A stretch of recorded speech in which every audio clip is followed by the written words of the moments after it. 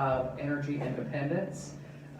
And we're also going to be serving lunch over the next 10 to 15 minutes.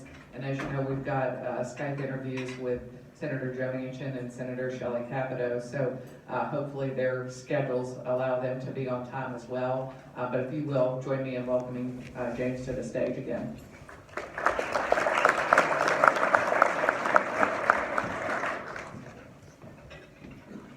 I do want to thank Susan and Charles Ryan Associates for putting this event on. I think it's very critical that we can sit down and have these discussions in a candid manner, but also in a very open and public manner.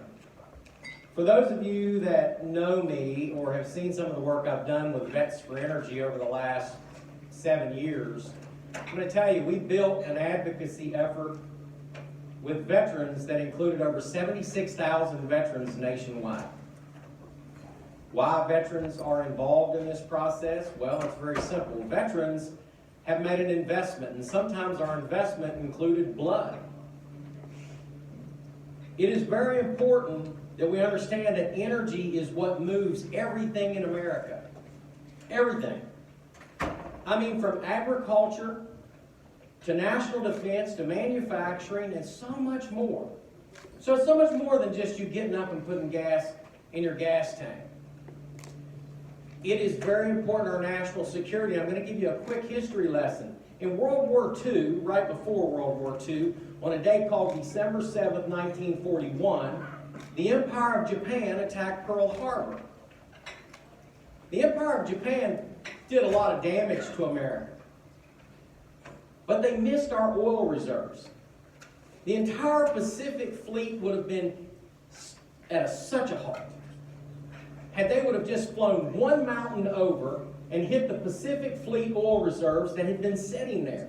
So in the discussion, when we're talking about underground storage and we're talking about, the need for more than just one, let me explain to you, that is a national security issue. We were able to go forward, put our ships into dry harbor, get them into the battle in record time. And we had the energy to be able to do that.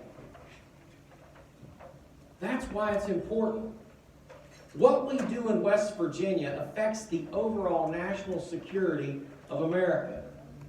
Understand that less than 10 years ago, we were importing over 60% of our energy resources. Now, as a young man, as a young soldier fighting the war in Iraq and the first one in Operation Desert Storm, I kind of had the understanding that there was some connections with energy and warfare. Because I looked around and I didn't see much manufacturing going on over there. So the enemy was obviously getting their weapon systems and everything that they were using against us from something. And that something was the sale of oil. Now, and if you dig a little deeper into that, you will find that much information exists that clearly showed that some of that oil was making it to the black market. ISIS in their big juggernaut was funded by oil from oil fields that they had taken over. Some of it they stole, some of it they crossed the border with, and they reflagged it. How do you fix that, America? You fix that by going from where we are today, from being an importer of fuel to being an exporter of fuel now. And that is a great thing for us. We as veterans, as citizens of America, we understand that our very livelihood, everything that we base, depends on our ability to have a strong national defense posture. Now I see our Secretary of State back there. He's invested in this. He has personally invested in this with a career in the United States Army, and now all of his kids are serving. There's nothing like watching your children go overseas. It was different for me when I watched my sons go over, and now my daughter, because they take women too. And as they go over, I realize that everything that I do over here has an effect on what they're dealing with. So I want to work very hard to make sure that our enemies do not get 1 penny of American money. And we do that by what we're doing in this room right now, by coming together as Americans and as West Virginians and saying, let's do what needs to be done, let's advance energy independence in America, and let's make it happen safely, efficiently, and quickly. Agriculture.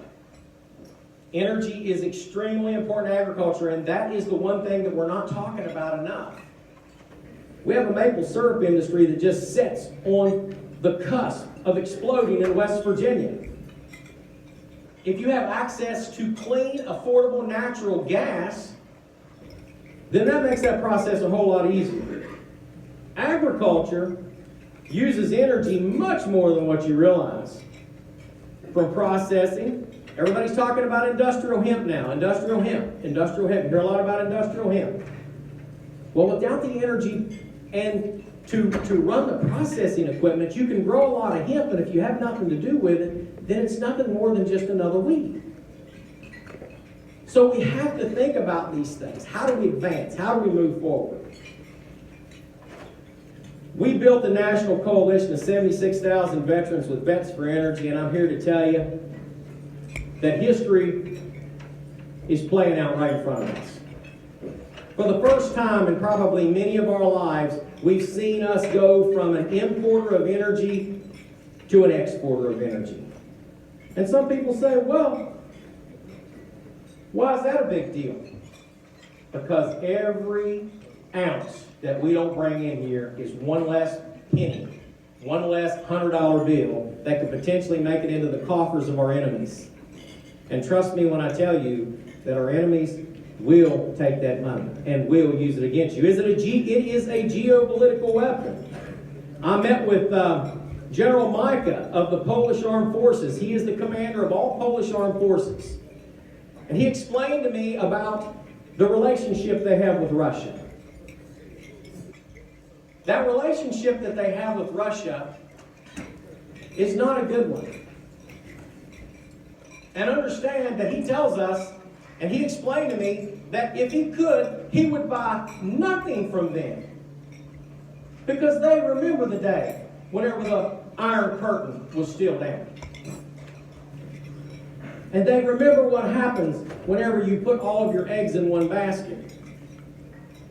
And you give the power of energy to your enemies. We as Americans must come together and we must build this country up to the greatest it's ever been. To the greatest it'll ever be. I'm going to give you a saying by one of my favorite leaders, General George Patton. And this is what we all need to take to heart. When Patton says, lead me, follow me, or get the hell out of my way, we need to take on that same mentality, West Virginia, and be leaders in this world of energy. Thank you very much for your time. God bless West Virginia, and God bless America.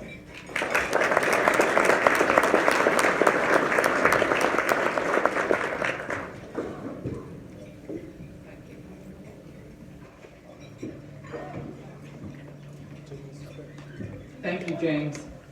I'm going to introduce Jack Harrison.